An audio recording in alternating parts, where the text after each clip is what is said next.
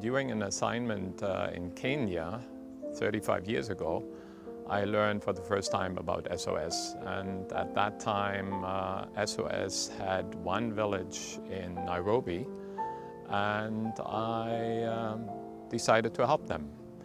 And well, this basically was my life during the last 35 years, or I should say 30 years, because 5 years ago I retired.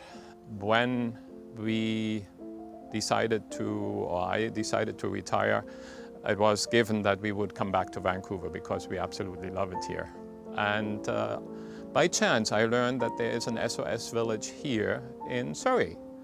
And so I thought, that is amazing, okay, so I can help them also again in kind. So this is what happened when we finally moved back here in 2002.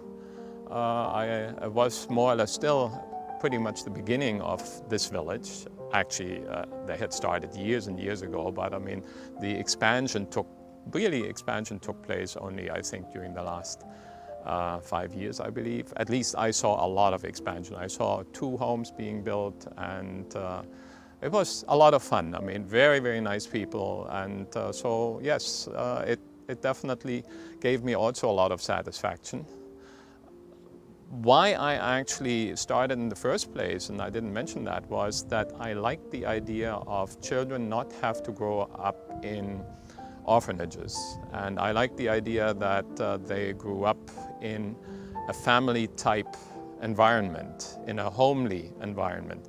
And that was really the key issue. I was always thinking of doing some charity work, but this one appealed most to me. And as I said, I worked in Kenya, I worked in Ethiopia, Korea, and I've seen how difficult it was for a lot of children to grow up in huge orphanages, hundreds and hundreds of kids, more or less being a number.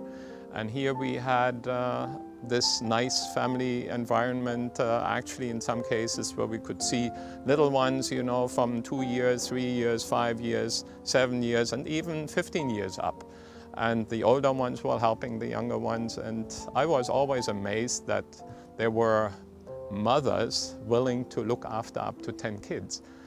I can help because I live here. And apart from that, I also contribute financially.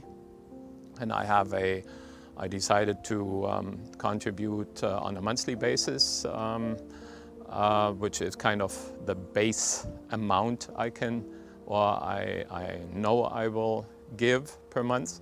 And then at the end of the year, if the year went well, then I donate an additional lump sum.